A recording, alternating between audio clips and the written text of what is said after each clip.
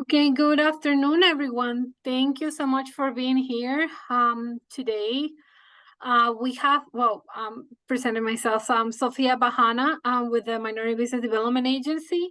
We support small businesses in one of our ways, in many ways, but one of our ways to support it is given the opportunity to have professional services webinars, and one of them is today we will have an HR. We have the pleasure to have Francine Campos here. So Francine, just take it away. All right, awesome. Okay, thank you so much for being here today. This is part 2 of a 4-part series of, just focus on more human resources, focused on small business. So like Sophia said, my name's Francine Campos. I have about 20 years, well, a little over 20 years experience in human resources.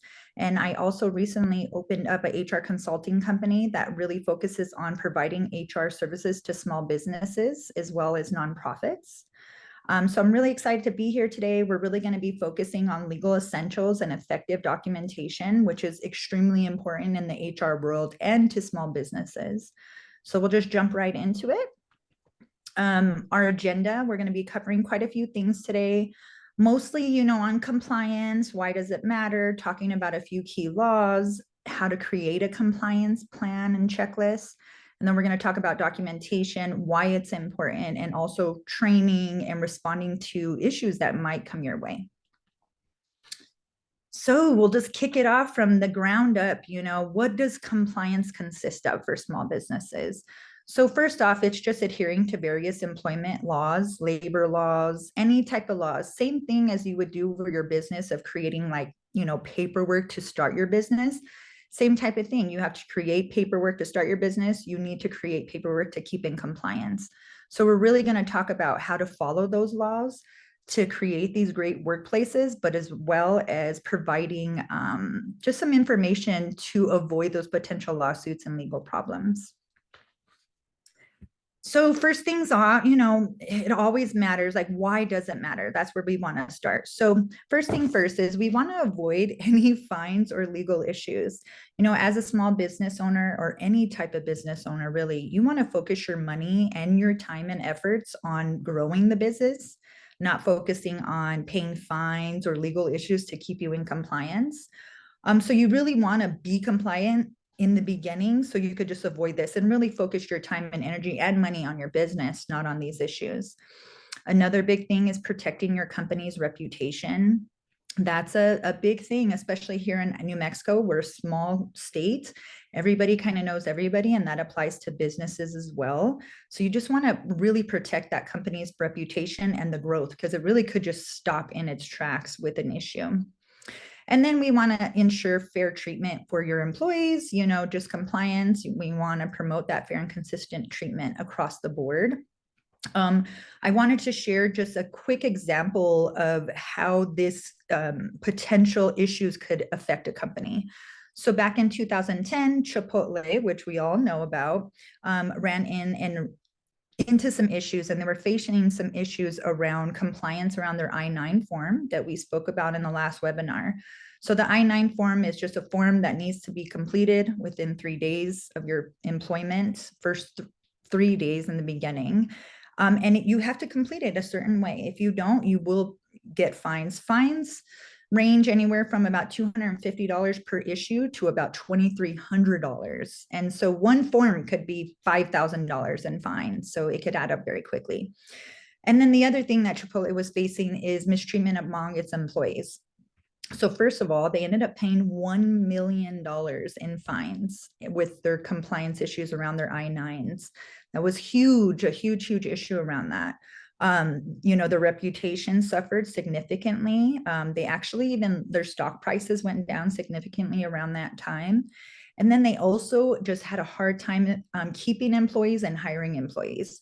So, staying in compliance could cost a lot, affect your future, and really affect your money making as that stands. Again, they lost money on their stocks, things like that. So staying compliant matters because it really keeps your organization operating legally and ethically while protecting the business and their reputation. So again, it matters. It really, really does matter. I threw in a few laws and regulations that I thought were very important, especially to the HR realm.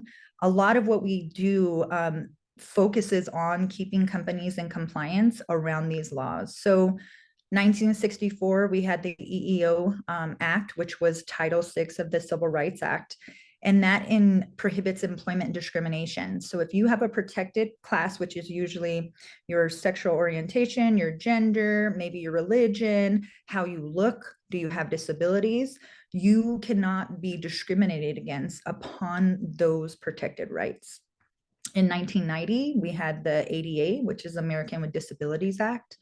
That was prohibiting discrimination against people with disabilities. So same thing, a protected class, you cannot be terminated or anything that affects your employment due to your disability, which, it's sad that these laws had to come in place, but they really did.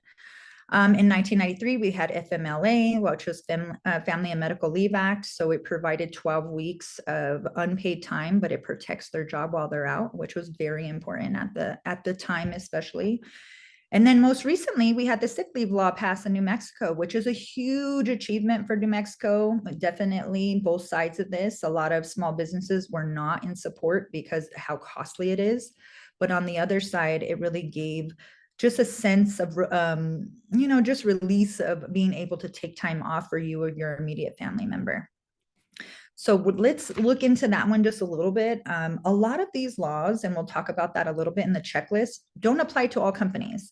You have to be a certain size or, there's so many different variables, but the sick leave law, which is the Healthy Workplaces Act, this applies to everybody. First day of employment applies to every employee, part-time, full-time, variable, it does not matter, they get sick leave.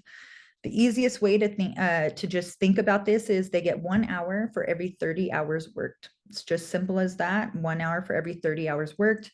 Most payroll systems will allow this kind of build into the system, so automatically give it to them. They also get 64 hours that they could roll over to the next year. So, the first year, they probably won't get as many. The next year, they could start to roll those hours over. They could use it for themselves or anyone in their immediate family. That means if your husband has a doctor's appointment, you could use your sick time and get paid for it. And the biggest part of it is protected. This is the biggest outcome of this is employees cannot be retaliated for using this benefit. So, you really want to focus on if they called in sick, regardless of how important that day was, if they have sick time available, their time is protected. You can't even bring it up. Don't bring it up. Don't talk about it. It is protected time. And that's really what it needs to be looked at. I did a screenshot of the flyer that needs to be posted at every New Mexico business, any business at all, again, regardless of your size. If anybody needs this flyer, please reach out. I'd be happy to provide it. They have it in different languages as well, which you do have to provide in every language that your employees might speak. They don't have everything available, but they have generalized most languages.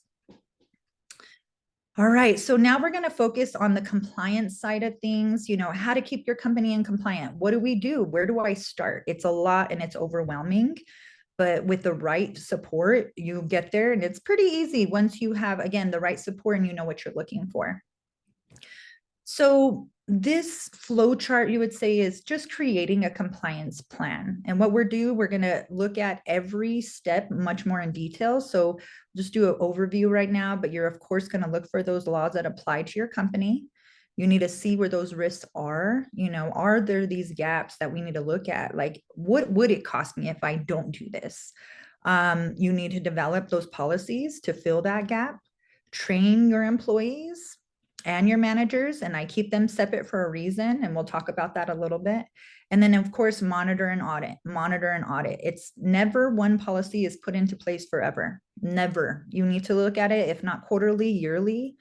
But if you team up with my company, we will help you through that. We will be ahead of the game. So if we know a law is coming into place, like we'll say the sick leave law, for example, we were about a year ahead of that. So we, made sure our clients were ready, trained and ready to go because it was effective on July 1st and you had to be in compliant as of that day.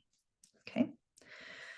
So let's step one. Let's look at those laws that apply to your company. So again, I said laws apply to certain companies. And what I mean by, we'll use FMLA, for example, which is Family Medical Leave Act, that just covers you and protects your job for 12 weeks while you're out. It's not paid, but it's covered time and protected time.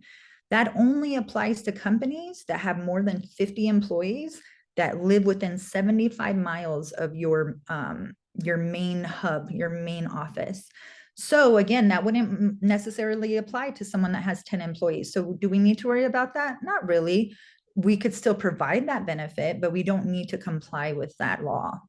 It would just be an additional thing at that point, additional benefit. So again, you want to look at any laws relating to wage and hour, any laws that apply to you, your company size. We really dig into these laws, and again, what applies to you and what doesn't. It really just as simple as that. It is quite intensive. There's a lot of laws out there. It's quite overwhelming, but it becomes more simple if you're working with the right person. So again, we want to assess that compliance risk. So we want to see, what is the law? Where are we? What do we need to do to get in compliance? So where are we at right now? Where do we want to be? And what is that gap in between? So how are we going to start to fill that gap? Is it creating policies? Is it creating more procedures? Is it training? That's how we're going to start to fill that gap to put you in compliance. Some things are as easy as posting a poster. Some things are not, like the sick leave law. You got to post the poster. You need to make sure it's in your handbook. You need to make sure your employees are trained on it and know what to do when they want to use that benefit. And you have to make sure you train them once a year. So again, it's not a one and done type thing. It's a constant development of these policies. Now let's dig into creating those policies. So we want to make sure that every employee understands it and can follow it. So the outline should be, of course, based on the law, and then, implement that policy as clear as possible in procedures. So again, we'll use the sick leave law as an example. You have the flyer up, you have it in different languages. Now we're going through it. What does it mean? What does this law mean? How do you use this sick leave? Do you have to fill out a certain form? Do you need to give it to payroll? So you just want them to be fully aware of how to use that benefit per the compliance of that law. And then again, training them on that policy, typically ensuring that they understand. You're not just going to hand them a piece of paper and say, okay, I gave it to you. That's not going to really hold up in court too much. The part that will hold up in court is the signed form saying, I understand this policy. Okay.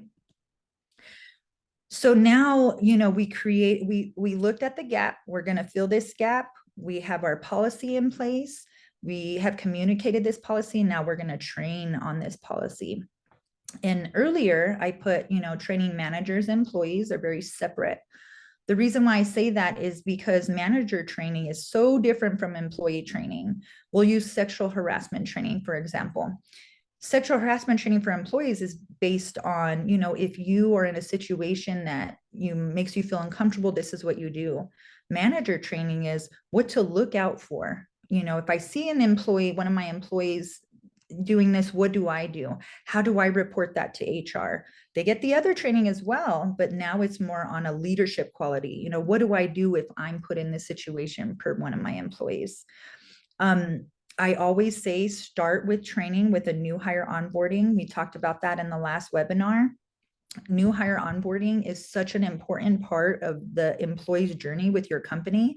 So that's a great time to kind of talk about all these policies and laws that you have with your company. They're open, they're willing to learn everything new. It's a great time. Of course, the role specific training, like I talked about for managers or employees, it could also be safety related. Every role has specific training in regards to compliance. It's just kind of figuring out what that is. Also, refresher training, back to that harassment training, that needs to be done once a year. So once a year, you have to make sure that this is happening on both ends. Not only that, you have to document it. We'll talk about documentation in a little bit, but when we're tracking training, you want to make sure it's just as important as you giving the training, you having them sign off that they received the training on what dates, If you are ever in court and they're trying to prove that you didn't give them training, that is your document to prove them otherwise. So it's very important to track your training, even kind of what you went over, but it's not as important as the tracking of that. You know, it really holds up in court if you have to prove yourself. And then lastly, you know, monitoring and auditing your policies. It's really important to continuously check these laws. These laws change all the time, or they might have a caveat, you know, if you hit this many employees, now you need to start doing this. It's really hard to keep in compliance with all of that, but that's why you have to monitor. I think it'd be great to do it on a quarterly basis, you know, just looking at that audit, but it really is up to you and who you're working with, your HR department or HR consultant.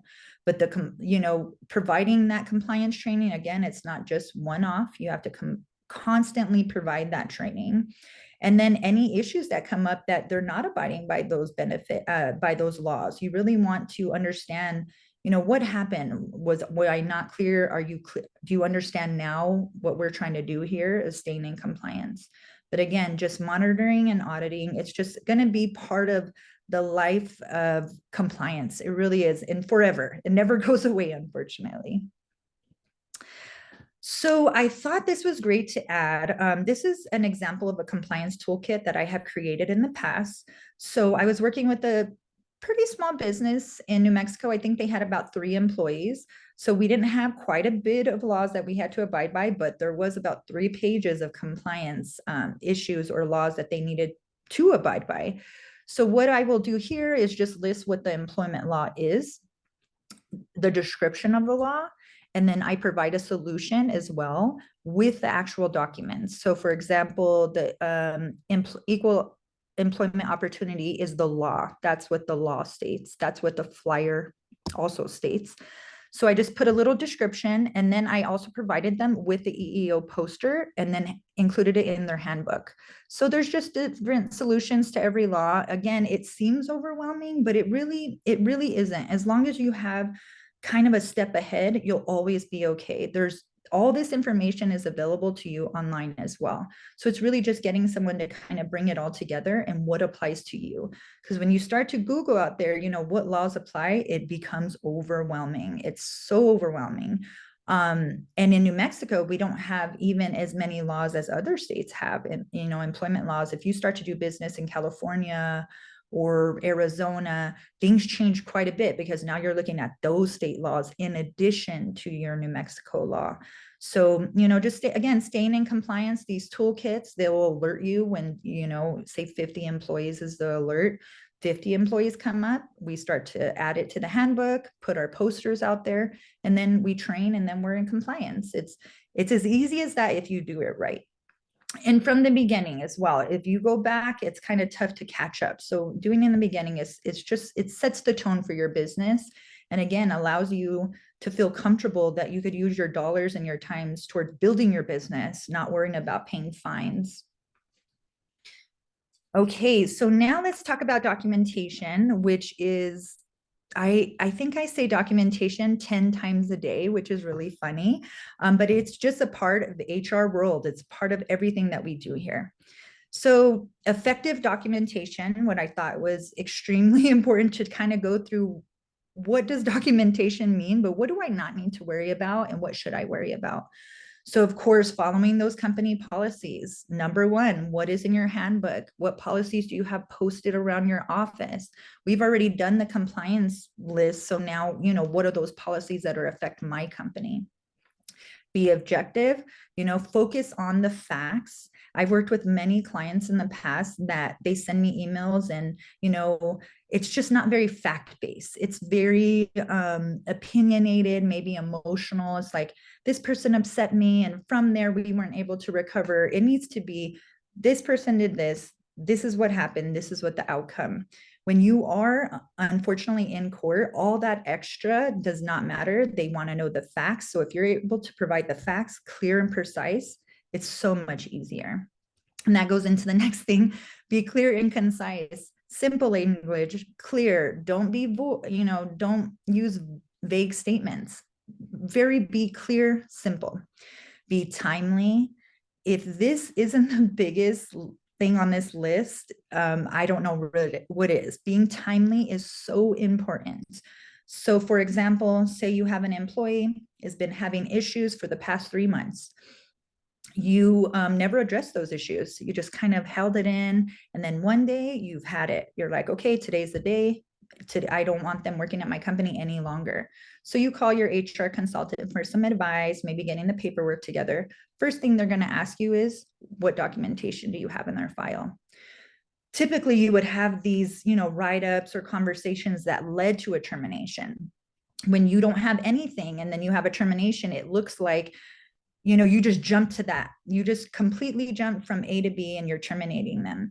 And what if they have a protected class, right? What if something's protected there? So you're really opening up yourself for liability. So if something happens, you document immediately at the latest the next morning. It needs to be consistent and to the person as well, not to yourself, like this happened. You need to address it to them. And we'll go kind of through an example of that.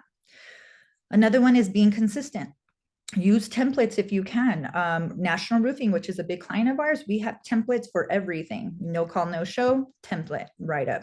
You were late, we have a template. You safety violation, we have a template, because if we ever have to prove that we are consistent across the board, we can. There's no special treatment for this employee, regardless of what title they have compared to this employee. It is consistent across the board. Very, very important. And then, okay, proofread, always look for, make sure it's complete, make sure you have all your information. If you do ever have to provide this to court or anything, even unemployment claims, you need to make sure your documents are completely together in one, from A to B. What happened? What did we do? What are we going to do in the future? So just again, effective documentation, short, sweet, to the point, facts only. Use templates if you can, and be consistent.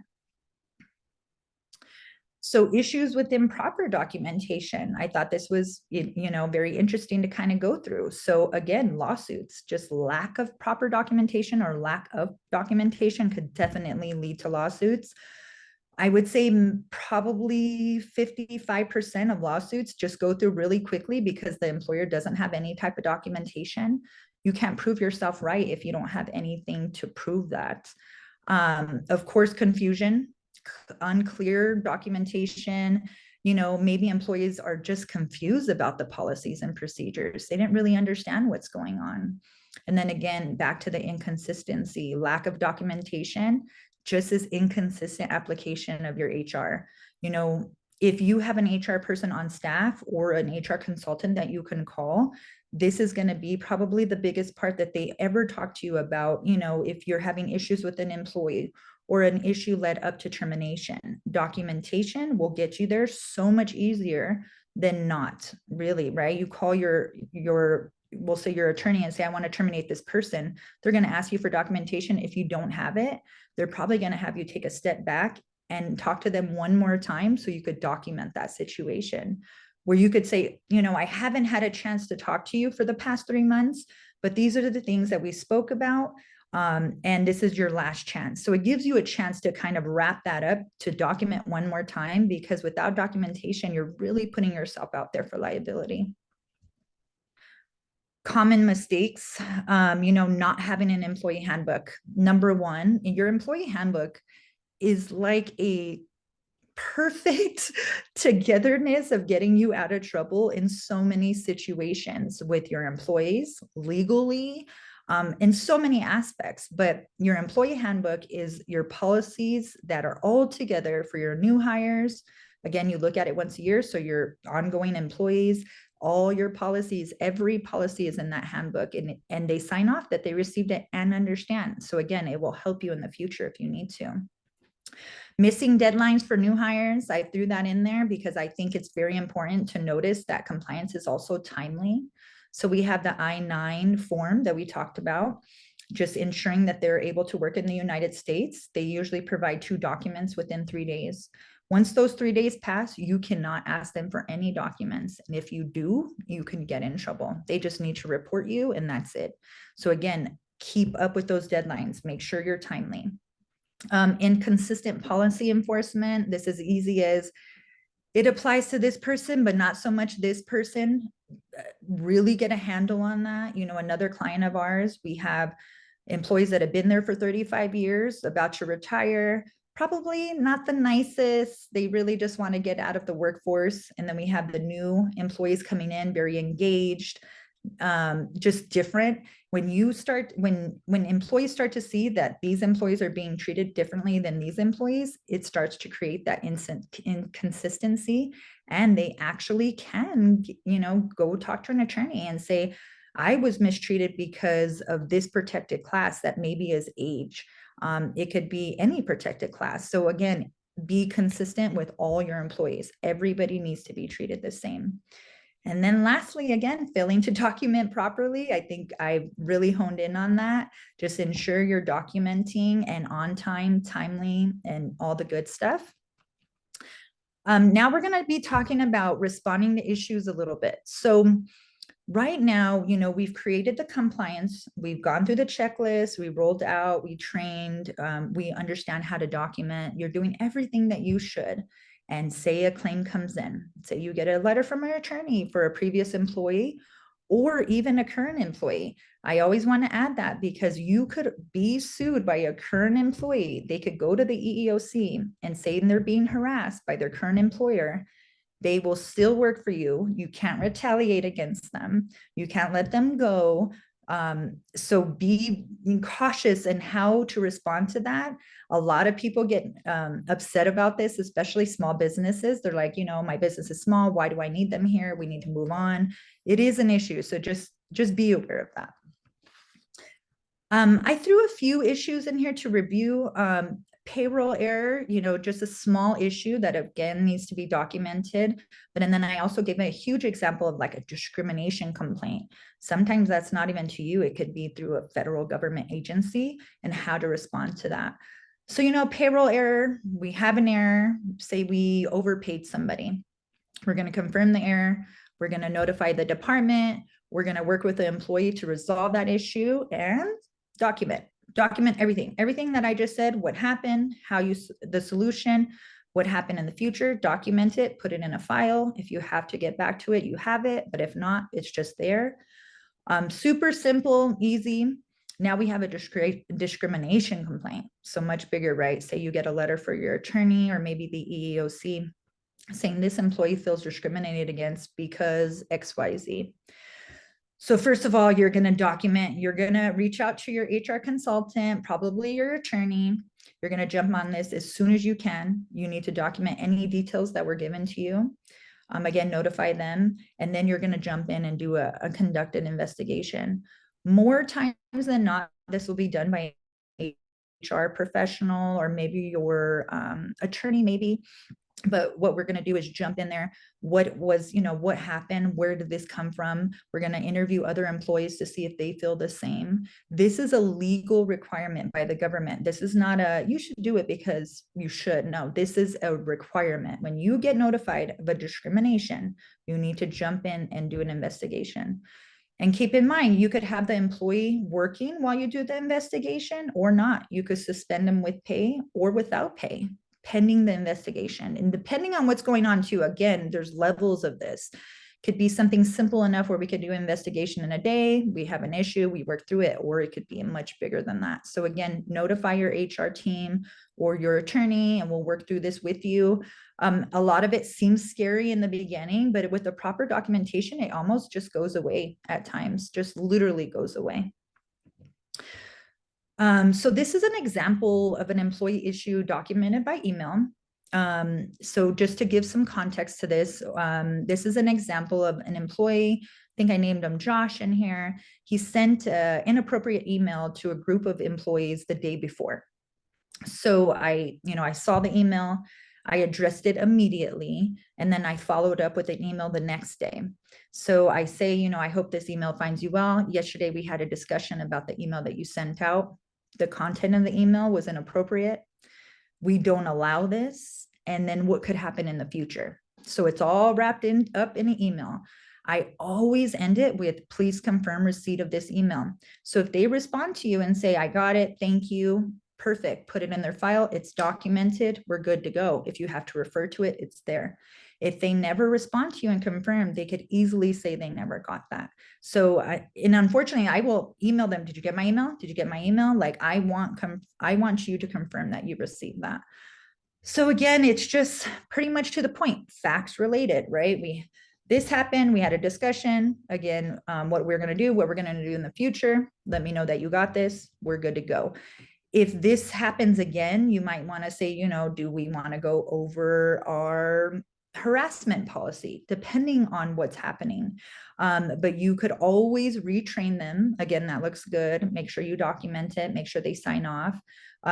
What the government's looking for, or any type of legal entity, is just that you took charge of what happened immediately, so it didn't allow your other employees to go through it. So say you have an employee that's harassing other employees, you jumped in, you suspended him, you did an investigation, and maybe unfortunately let him go. That's you protecting your employees. And that's really, at the end of the day, staying in compliance as well. So responding to harassment claims, I think it's important to know, don't retaliate. It goes back to that conversation that we had earlier. You almost have to just pretend it's not happening. It is extremely hard to do that, especially with a small business. Sometimes it's you and this person, and there's no retaliation. That's going to get you in much more trouble if you're already in trouble. So again, you kind of just have to, unfortunately, play this, I don't want to say game, but in a way, right? There's this problem, we're working on it, and we're going to continue business as is till we have a solution, but do not retaliate. If you have an employee called in sick and they have sick time available, don't bring it up. Don't write them up. That just opens up so much unnecessary liability and time that you could be focusing on your business.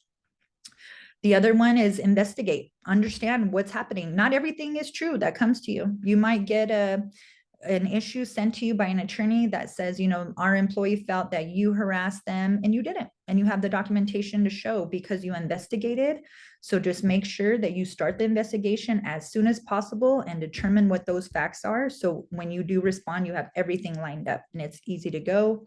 And again, I can't say it enough, document everything. It, again, just every step of the way you want to document. If it's to yourself, an employee through email, you want to write it down and date it, just document it. It's so important. And that's all that I have today.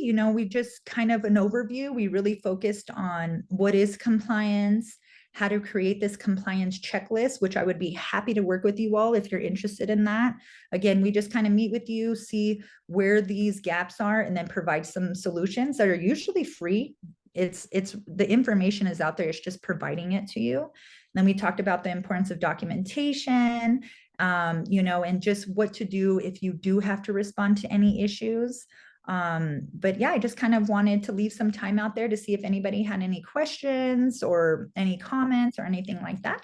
Francine, we have a few, one question in the Q&A and a few comments in the chat. I'll start off with the question.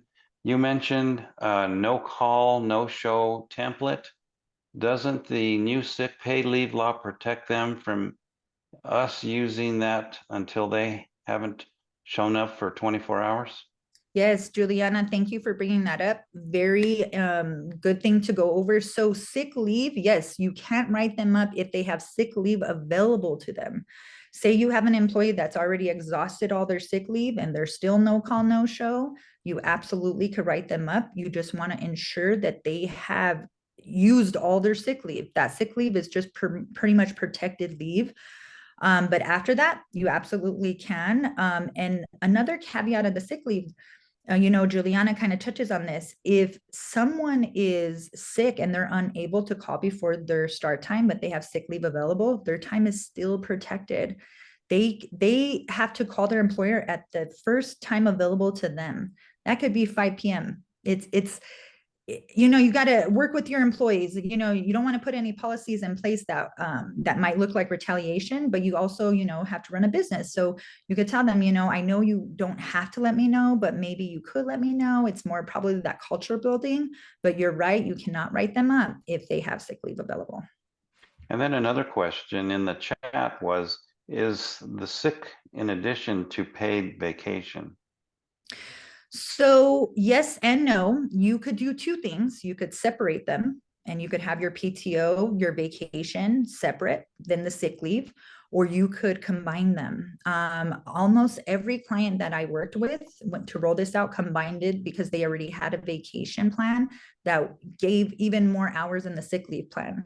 As long as you're giving those 1 hour for every 30 hours worked, or if you upfront it, depending on what that looks like, you could do both. You just got to make sure that the hours that you offer are the least amount of hours that the sick leave law benefit lists.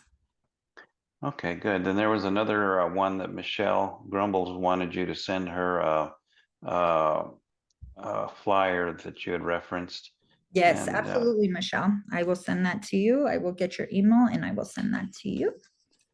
And also, when you have 1099 employees working in amongst regular employees, how do those you know, the 1099 employee is not subject to all those, and you're not subject to maintaining those, right? I mean, how does that work? You're correct. So 1099s right now are one of these issues that people don't really want to talk about because it's becoming less and less 1099s. The state, well, actually the federal government is making it really hard. So first of all, you got to make sure you have your I-9s properly certified, like they're actually 1099s. If it looks like they're filling a role, like say you have a 1099 for a long term and they're just doing daily activities, not that project base, you probably will get in a little trouble and you'll have to give them sick time paid, back leave, and all of that. If they are truly a 1099, and working per project, you hire them for a project, you tell them what to do, they bring it back to you, you're done. You do not have to offer them sick leave. So you do not have to offer, but just make sure they're properly determined if they should be W-2s or 1099s. So as long as you know that in the beginning, you make sure your employees have sick leave, your 1099s do not, as long as they're properly kind of put in that category. And there must be a test of some type that you can There is do a that. test. Yep, there's a test online. Honestly, you could Google it. It's like an exempt, non-exempt. There is 1099s, W-2s, but you're just going to enter information and it will tell you at the end if they should be an employee or a contractor. It really kind of tells you itself. But just keep in mind, if they're filling a role, regardless of how they're paid, then they should be an employee. If they're working by project, then they're probably a 1099. And there's a lot more that goes into that, but that's kind of the basics. Kind of a guideline. Yeah. And also on the question, are we required to give them all 64 sick leave hours upfront every year? You could do one or the other. So you could upfront hours in the beginning of the year. There's some benefits of that. You don't have to allow them to roll over. You just give it to them on the first of the year. The cons with that is people, when they know they have sick leave, they probably will use it at the end of the year. So you might have a lot of people taking off time. A client of ours did that. So we moved to anniversary based. It depends on how you set it up. If you're going to do the 1 hour for 30, you can ensure, that they don't roll over more than 64 hours. If you upfront them, you don't have to worry about that rollover. So it just depends on how you set it up. A lot of people are just doing the 1 hour for 30 hours worked. It's just very simple. Payroll systems usually break that out and it just shows on their pay stub. They got, 2 hours because they worked 60 hours. It's just as simple as that. And they could use it. And then the system will also allow for rollover. You could build that in there. So once you build this out, it pretty much takes care of itself. But you probably want to talk to an HR consultant in the beginning to kind of get you off right. Do you want to upfront it or allow accrual? It just really is based on your culture and how you offer your other benefits. Wonderful. Any other questions? Please put them in the chat or the Q&A so we can articulate them out loud here. Doesn't look like there's any new ones coming in, Francine. That was just a great overview, a great presentation. Thank you Uh, so much. It was such a pleasure. And we have a webinar coming up on April 25th at 3 p.m. And it's really going to be on performance management, feedback, how to have those difficult conversations, work through those conflicts. So I'm excited to see you all next week on the 25th at 3. Sounds good. Sounds good. And I have a client that is in the HR arena that uses software for managing all this. So Oh, I have to nice. get them in contact with you so that you guys can Yes, get together. absolutely. Absolutely. Well, thanks everyone, and thank you, Francine, for a great presentation. And look forward, jot down that time and location. I mean, it's a Zoom meeting with us. Mhm. April 25th, 2024 is the next webinar. So 3:00 p.m. Look forward to all of you attending. And Thank you all. Thank you. Have a great day.